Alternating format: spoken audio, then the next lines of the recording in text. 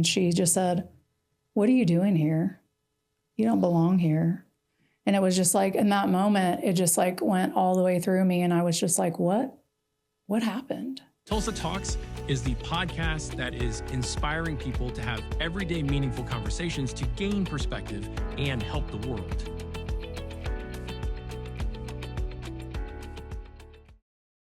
Amy Turner is our guest today.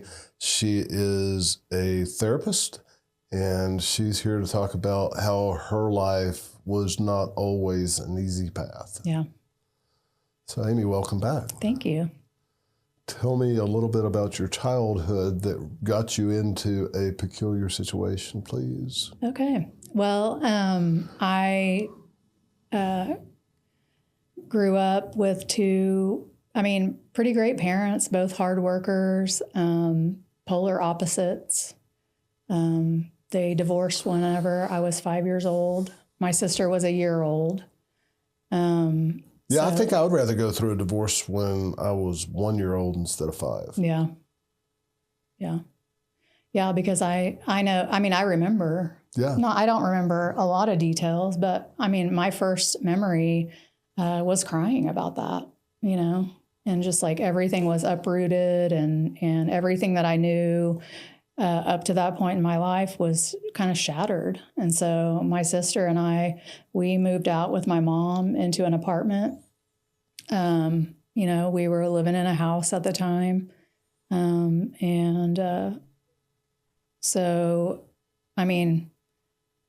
I started school around that time. I was in a lot of life kindergarten. changed at 5. Yeah. With the divorce on top. Mm-hmm. And then going through your grade school years? Yeah. So, we didn't have a lot of money, and the school that I went to, it was, I would say a wealthier crowd.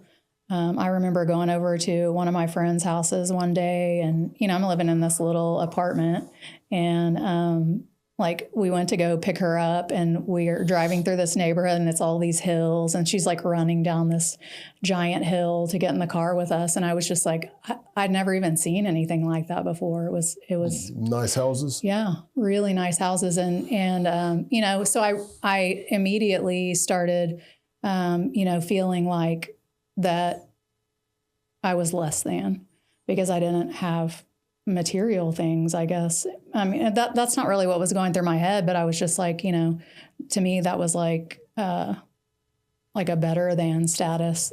Somewhat intimidating? I wouldn't say intimidated. I would just say that I didn't feel as good as. So, because I didn't have the fancy clothes and, I didn't have the things that other people had. And so, I just, almost immediately, I just started taking other people's stuff just because I thought if I had nice stuff, then it would make me feel better. That's pretty aggressive stance. Yeah. It was pretty crazy. So, I started getting in trouble at school for stealing when I was in elementary school. Wow. Mm-hmm. Yeah. I remember taking a couple of pencils that I'd borrowed and didn't hand back. Yeah. I guess that's kind of the same thing to a certain degree. I was taking more than pencils. But, I get it. Yeah. I get it. Then as you grew in age, as you got into high school and stuff, this stuff didn't change? Or did it progress? Not really. I think that, first of all, getting in trouble, getting caught stealing, people knowing about it, it started just creating a lot of shame within myself. And it just created like this cycle. So it was like, I would do something, people would know about it, and it would just like reinforce the bad feelings that I had about myself. So that you bought into that identity and acted accordingly? I did. I really did. And because I just thought, and it happened later, probably, whenever I was in later middle school or high school, I just thought I can't be good, so I'm just going to be bad. Yeah. How many people do you think in society as adults have that feeling of not worthy, connecting to bad, no way out, so I'm going to be all of this. Well, I mean, I think a lot of people have not worthy. I mean, I would say a lot of people have that. But as far as like going to the extreme that I went, I don't know a whole lot, Yeah, you know. yeah. I mean, I know a lot of people that, you know, got into addiction like I did, but, you know, maybe they weren't, you know, thieves like I was. A fellow and I go to, or have been for the last few weeks. He's been doing it for a decade, but I've been going with him for a couple of weeks now to these, I call them almost homeless places. Yeah. The motels Mm-hmm. that everybody knows are drug infested, and people that maybe stay one night a week or two Mm-hmm. nights a week in a motel. The rest of the time they might be out in a tent, or Yeah. maybe, you know, a makeshift tent where they have pallets and they have some kind of fabric on top of them or something like that. And, you know, there's that degree of not worthy. Mm-hmm. And then there's a myriad of them, no matter how much money you make, Yeah. of not worthy and identity issues. And this, when did this change? Or how did you progress after that, like through high school and to your early 20s? Well, I mean, I didn't even make it through high school. Now you have your master's degree. I do. Yeah, I got my GED in prison. Well, I would say, you know, I mean, it progressed, you know, the shame and the guilt that I felt, you know, for behaving the way I did, but it was perpetuated by, you know, substance use. And I would pretty much just ingest anything that was given to me. And I mean, that started really young, probably. I was like 13 years old. And so, and I was 13 years old doing what? Well, I was drinking, I was smoking marijuana, you know, I was huffing gas. I was doing a lot of, you know, whatever came my way. And then a couple of years later, I got into cocaine pretty badly. 15, 16, something like that? Cocaine. Yeah. I know it's scary. I have a 16-year-old and I'm like, I was doing cocaine when I was 16. Yeah. So, Kind of crazy looking back, isn't it? yeah, it is. When you're in the middle of it, what did it feel like? I mean, I used substances because I loved the way that it made me feel. It was like it was just like, let me check out of, you know, all of the feelings that I had about myself but also, you know, I disconnected from other people, like almost immediately from the first time I ever drank. I just pushed everybody away, and it became like front and center for me. That was my goal in the morning was, you know, how I was going to get it, what was I going to have to take to get it, who was I going to have to manipulate to get it, So take us through a normal day. That's what you're sort of doing now, but what time did you start getting altered during the day? Okay. Well, so. Was it a certain pattern? No, not necessarily. I mean, I used at school, I would take things to school. So lunch break, I made sure that I surrounded myself with people that were doing the things that I was doing, smoking cigarettes, smoking weed. I didn't really drink that much at school, but did, other substances but I mean, I dropped out my junior year. I got held back my 8th grade year. I flunked my second 8th grade year. And then I dropped out my junior year of high school. And by the next year, I was in prison. So. And if you would have just walked out the path, my math says you would have graduated the year that you dropped out. Is that right? Yeah. Mm-hmm. Instead of walking out your path, you had to go an alternate route. Yeah. To get you to where you are today. Mm-hmm. I think that we are gifted with talents and abilities and tendencies to go through triumphs and tragedies to shape who we are so that we can help others. Yeah. Is that agreeable? Yeah. I mean, I didn't know or even think that was going to be my purpose. Nobody can. Nobody can while they're in the middle of it, can they? No, but I mean, even, like in that moment that everything shifted for me, I mean, it was almost like, I just got snapped into reality because I just had not been living in reality for so long. And so, and pain management. Self-medicated. Yeah. And then you ended up in prison. Yeah. What happened? Well, I mean, I had been arrested several times as a juvenile, and my mom worked for juvenile justice, and so I really thought that that I was invincible. I thought I could do whatever I wanted. You had somebody on the inside. Yeah, I had an insight. Well, what happened was but it probably wasn't accurate. If you had done something enough, then there's no way that she could have helped you. Yeah, right, exactly. Severe enough. But, I would say like back then, like we didn't have technology like we have today. We didn't have, so it's like, I mean, I would go into the convenience store and just take whatever I wanted and walk out. The cigarettes were on the counter back then, everything was free. And so, I just kind of lived that way. Just like I didn't take anybody else into consideration. I only thought about myself. You weren't even taking yourself into consideration if we look at it from a good perspective. Right. Trying to destroy yourself. Yeah.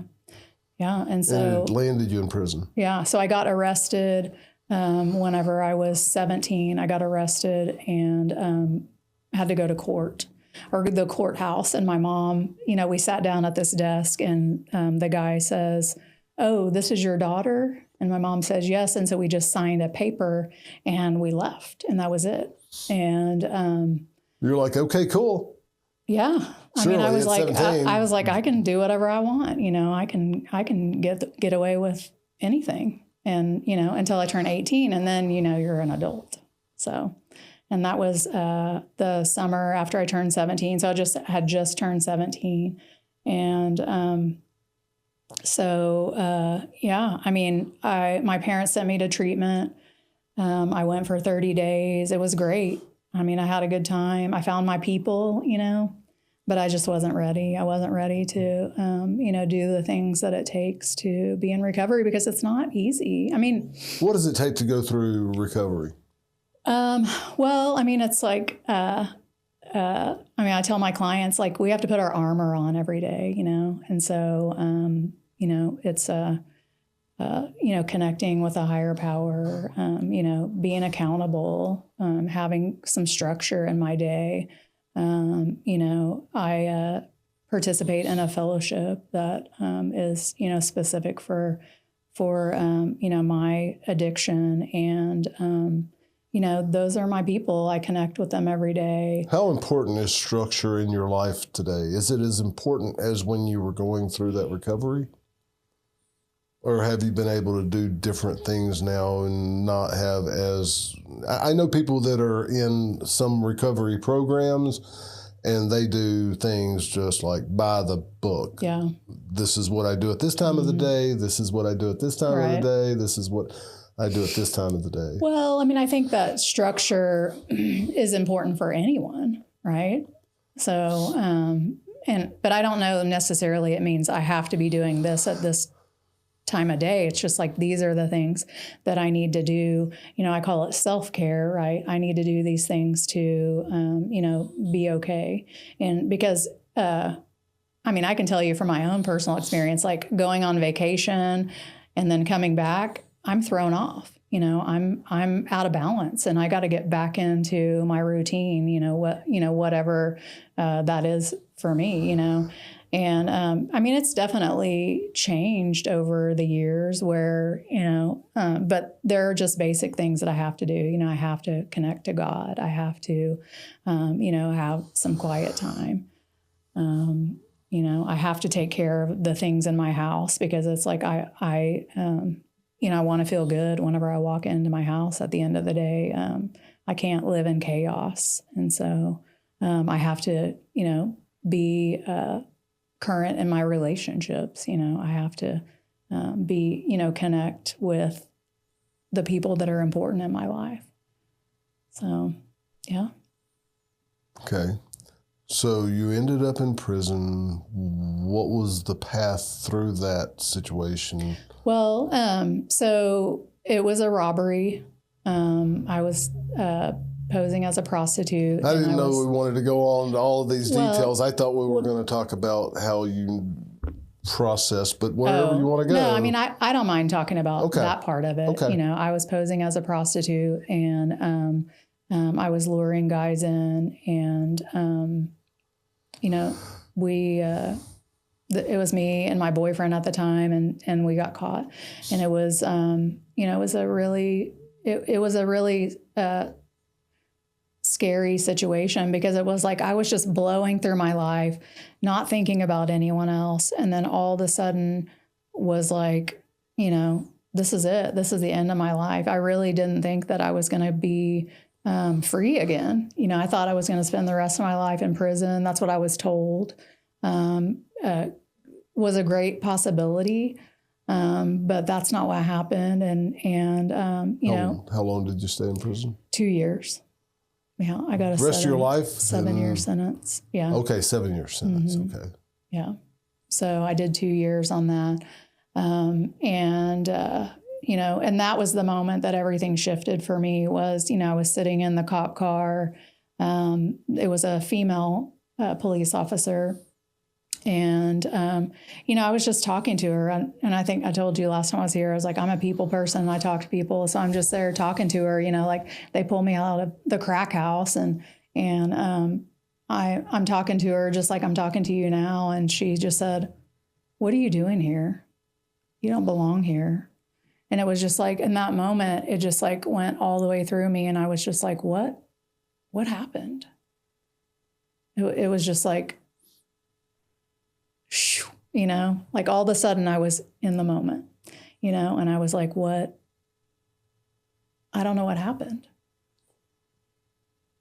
And so, you know, I was in jail for 85 days. I went to prison, and I mean, it was, and I don't even think it hit me for a while. I was in there, you know, I just said it was my senior year of high school, or, and, you know, I'm like reading the paper, that girls that I went to high school with are pledging for sororities. And, you know, I'm on a bunk in a dorm with, you know, 200 women with a wool blanket and a little bitty mattress. And like, what happened? So what happened? Well, I mean, I told you what happened, but like, no, I mean, from there. Yeah. Like moving. So what forward. happened for the last 12 years or whatever, right? Yeah. And now what happened? Yeah. You know, I started seeking, you know, I wanted my life to be different, and I didn't have a lot of faith in that. I didn't know that I could change. I was afraid of myself, you know? And yeah, I say a person doesn't know how they're going to react to a situation until they get into that situation. Mm-hmm. We can propose and we can plan how we're going to act, but when you're in a pressurized situation or something outside of your control, how do you react? Do you know? Are you sure? You just think you know? Yes, ma'am. I think that. Yeah. I think people think that they know until they get into that situation. And that's why if you haven't walked in a mile in somebody else's shoes, how do you judge that person for doing what they're doing? Yeah. And you walked 12 or 13 years in somebody else's shoes because you went through tragic situations in your life that you didn't know how to navigate, is what you just said. Yeah. And now you've come alive. Right. Yeah. And that was a lady process, talking to you while you just got taken out of a crack house in the back of a cop car. Yeah. And you weren't sure how you were going to navigate going forward. You just somehow a light switch went on. Mm-hmm. Yeah. And, you know, from that moment, like we went downtown, they took us downtown, and we went to interrogation, and I you know, call my mom, and was advised to not say anything until they got me an attorney. And I mean, my mom could not afford an attorney, and so I had to have a public defender. But the detective that was, doing the interrogation, I actually have a relationship with her today, and so we've had some, not a ton of interaction, but we've kept in contact. Not since that time, but I don't know, probably like 20 years ago, I reached out to her and which is somewhere around 10 years after you were arrested. Yeah. And it's funny because she didn't want to talk to me because she had never had like a perpetrator, I guess, reach out to her. So she, she didn't want to, but the major in the police department at that time was a adjunct professor at the college I was going to. And so I had built a relationship with him, and he's like, no, I think you want to meet her.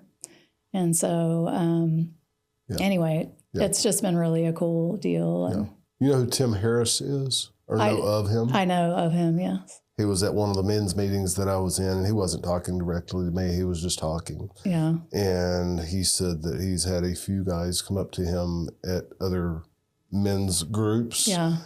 That he had sent to prison. Yeah. And they come up to him and they hug his neck, thanking him for saving their life. Yeah. Yeah, I believe that. So you appreciate going to jail? Yeah, I mean, I think it's the best thing that ever happened to me. And not because of the situation, but it was just like the time. Cool time, cooling off time, that time I to be able to had reflect. to like start to reprogram what was going on in my head. And a lot of time to think about, where I was going to move forward. And, like I said, I was afraid of myself. I didn't trust myself. Even when I got out, I still didn't trust myself. I know my mom, she bought me this little truck, and she was going to put it in my name. And I was like, no, I don't trust myself. And so, I declined that. How does a person not trust themselves? Because we're in control, right? Well, I mean, I think addiction's in control whenever we're engaged in it. And so, there's something in the addicted brain that is, I can not want to do something with all of my being, and I'm still going to do it. I can not want to take that drink or not want to do that cocaine, and I'm still going to do it. And I can be right here and tell you, like, I promise you, I'm not going to do it. And then I walk away and I go do it.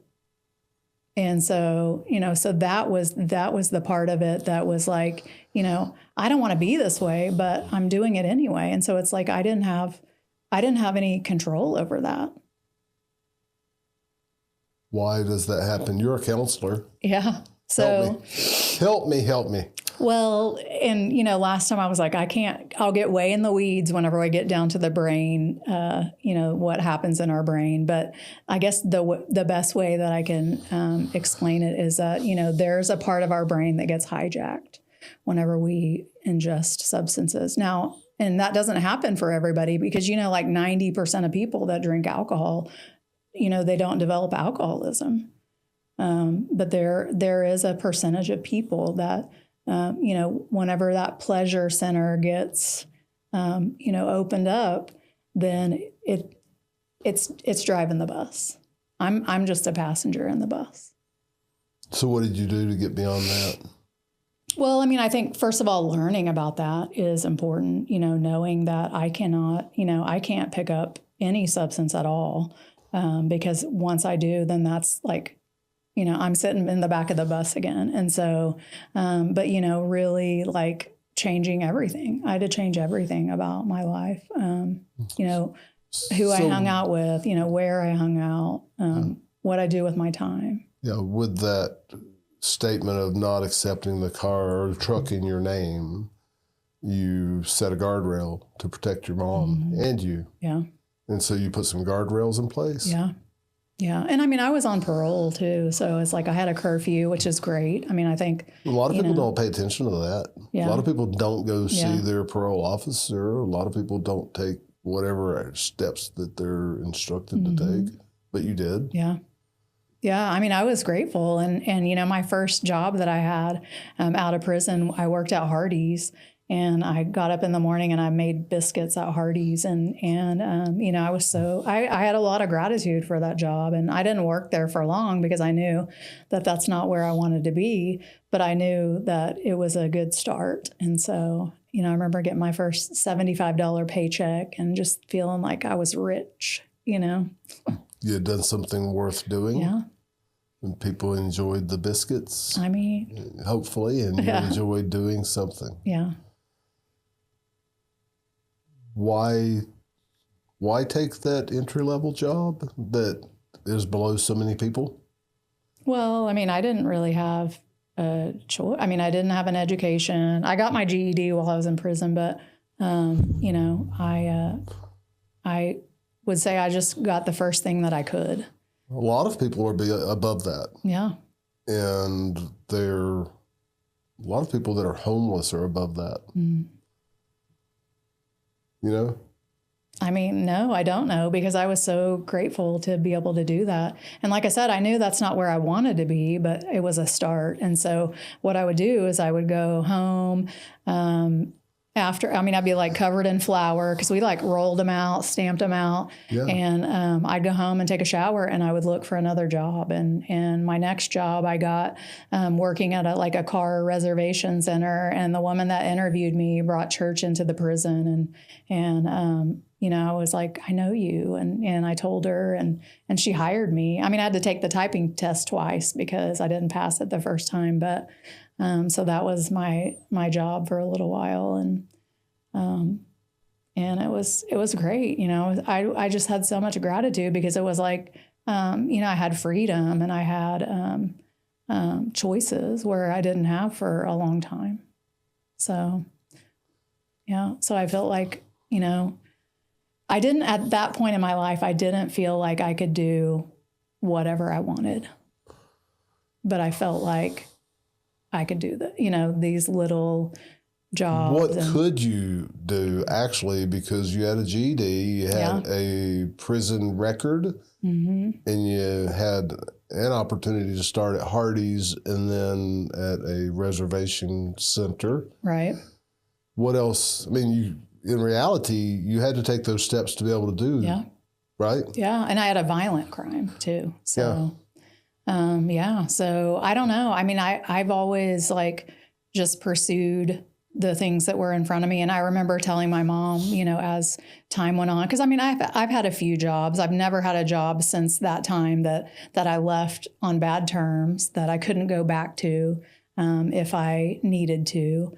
And so, you know, but I would tell my mom, I was like, I know I can get the job if I can just get in the interview. You know, I know that I can get it. And so that's what happened is you know, anytime I would get an interview, which I know that some people may look at an application and be like, oh, there's a felony, you know, I'm not going to do that. But if I could get in the interview, then I could get the job. And I actually applied for a job at OJA after I got my degree, and I got hired. And about a week after the lady told me, you know, you have the job, or maybe it was a guy, this was a long time ago, but they said, well, we had to retract it because they just had changed their policy where they couldn't hire people that had crimes against persons. And, you know, I was devastated because I was like, you know, because I just thought, oh my God, this is like the coolest thing ever. I'm getting this job. And I didn't realize that would have not been, you know, a great thing for me. But in that moment, I just felt so bad. And so I was like, you know what, I give up. You know, I just had this little tantrum moment where, and then I remembered I go to the prison every week and I talk to the women there and I can't tell them that I just give up, you know? And so you had accountability partners that were prisoners as you were. Well, I mean, I was talking to them about. No, I get it. I'm just saying it sounds kind of crazy cool, right? Yeah. To me. Yes, and so it was that motivated me even more because I was like, okay, well, I'm going to do more then. And so I did. You know, I finished college and I went and got my master's degree and you know, I mean, at that point, I just thought, this whole felony thing is just a hurdle in my life. It's not a block. Some people see it's like a brick wall and like, I'm not even going to try, and to me, it was like a hurdle.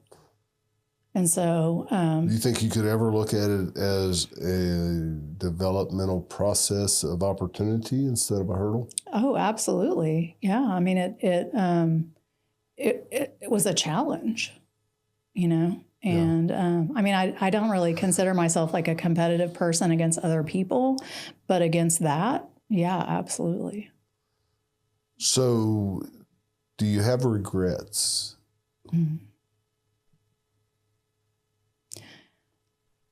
I would say it's kind of a trick question. I know how I would answer it. Yeah. I mean, I would say no, because like the worst things that have ever happened to me have been like the platforms that I stand on today. Yeah. I would take exception, and I think you agree with me. What about those people that got hurt? Yeah. I mean, yeah. You got regrets about hurting people, surely. Absolutely. So I asked it, yeah, and I thought about it after I asked it. But other than those people getting hurt, your life went on track so that you could be developed to be who you are. Absolutely. Yeah. So how do you help young people not experience that in the hindsight that you have about your own life, knowing that you had to be developed this way to be who you are? Yeah. Well, that's the hard part because, we talked about planting seeds and really that's, as an adolescent, my experience was I felt invincible. And I think that that's a really common thing with adolescents. And so the best thing that we can do, that I can do for somebody is like plant seeds, share experience.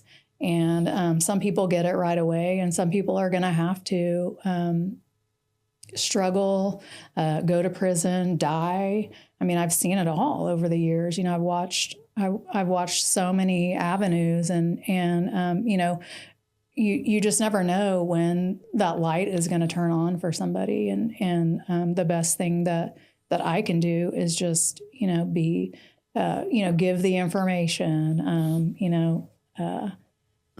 try to give a path, like give some things that they can do, and but as far as like the willingness to show up, like that is not something that I've been able to create in somebody. It's like you have to get there on your own, just like I did. Yeah. Well, I see people encouraging people to have transformative change all along the road or their path. And you had somebody do that for you while you were in the back of a cop car. And it could have happened at any time, but this is when it did happen. Right. And I'm sure she has no idea that happened in that moment, because I don't even know who she is. Right. And other people probably said similar things to you throughout your life. Yeah.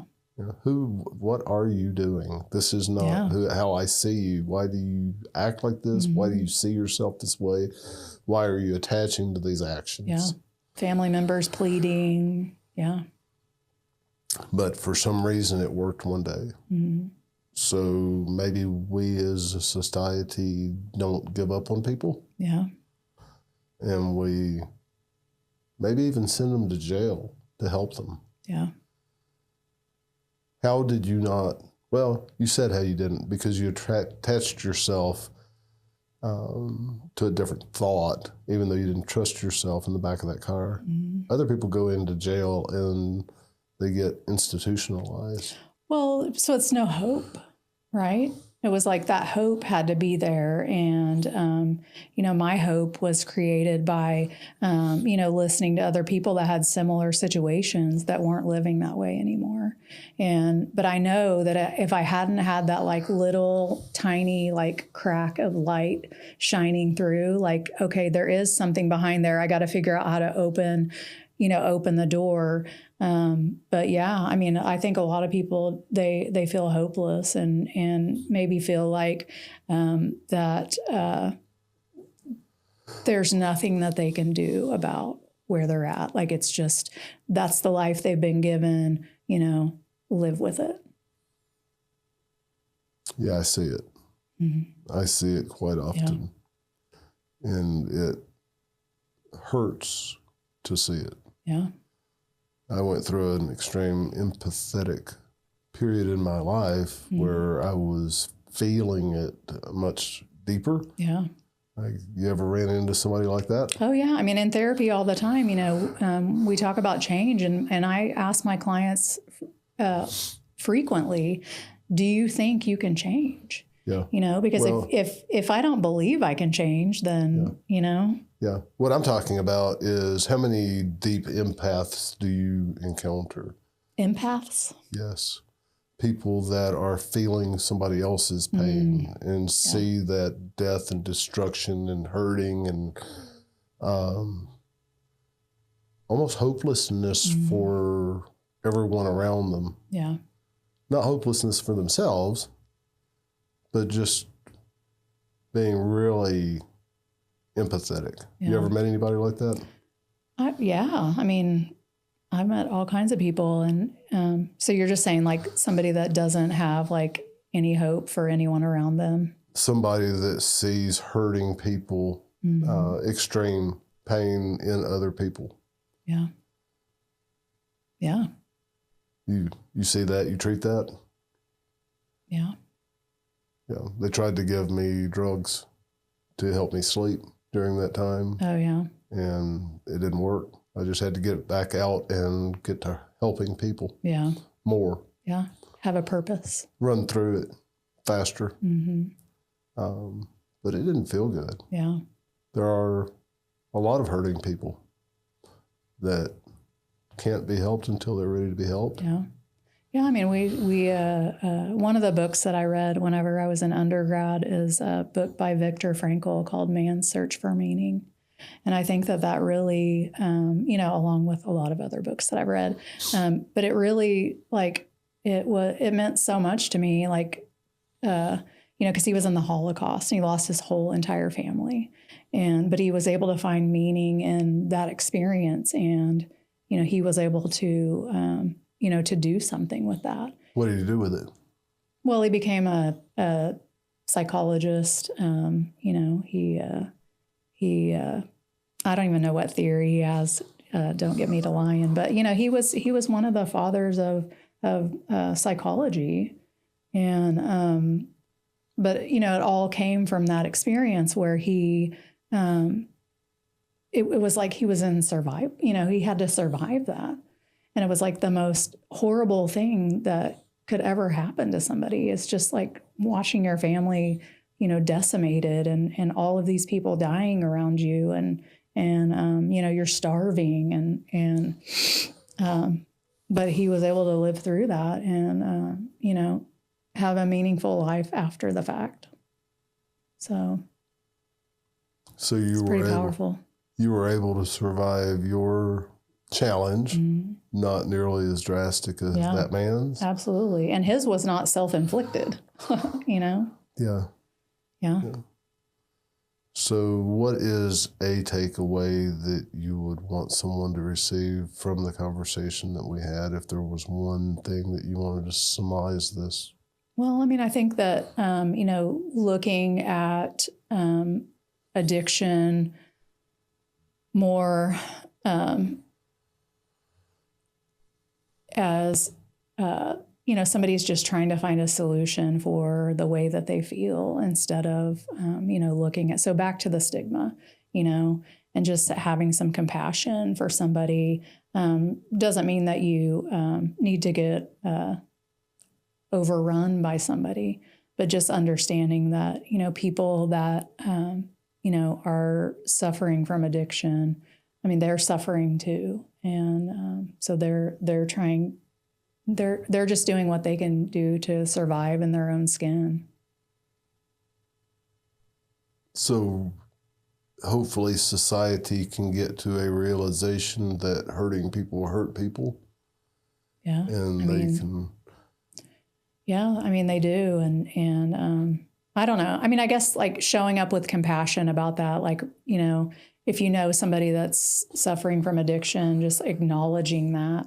It doesn't mean that you have to enable them to do what they're doing. It doesn't mean you have to put up with the stuff, but just like, you know, acknowledging that there's a person in there, because I think that, you know, whenever you, especially somebody like me that was out there acting like a psychopath, I mean, it's really hard to have a compassion for that type of person. What kind of compassion did you need? I mean, I really just probably needed someone to listen to me when I was younger, to feel like I had a safe place to you know, talk about what was going on with me. But I didn't know. I didn't know that was. Could you have communicated that? Would it have helped you? No way. There's no way I would have known. So if somebody like you met your younger self when you were 13, could you have helped you at that point? Okay, you're gonna have to ask the question again. So your 50, my present myself, your present self. Yeah. If you could return to your 13-year-old self, could you help her? Yeah, I think so. You think she would have been able to be helped? I do.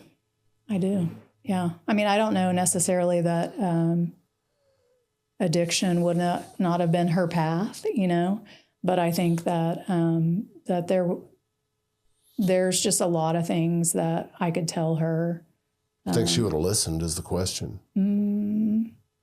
Maybe younger than 13, she would have listened. Yeah.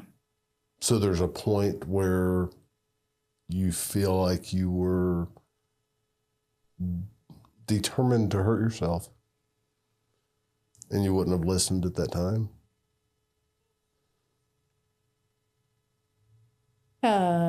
Yeah, but I wasn't aware of that. Yeah. But if you could go back to your 13-year-old self, do you think you might see that in her now? Or do you think that's an inaccurate depiction of your 13-year-old self? I just know that at that age, I had no like life skills. And I think that it would have been a lot easier to navigate through that time had I had some skills. If you had met yourself when you were 6 or 7 instead of 13. Yeah. I mean, if I had gone to therapy, if I had, you know, learned to be emotionally intelligent, if I had learned to communicate what was going on with me, I had none of those skills. But you tried to tell somebody what happened to you when you were how old? 10? 10. Yeah. And they didn't listen? Yeah. Yeah. It was a rejection.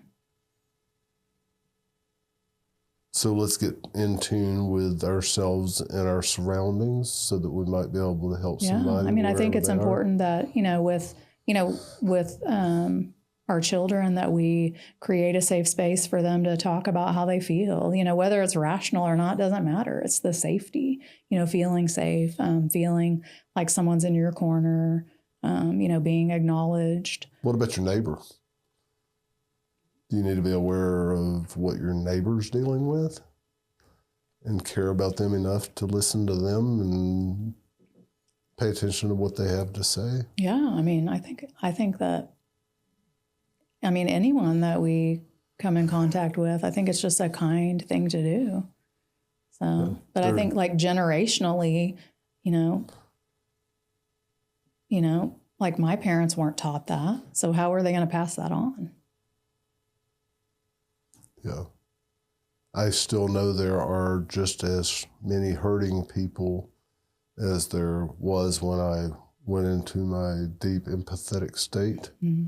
I'm just able to navigate that a lot better, and not be affected by it as much.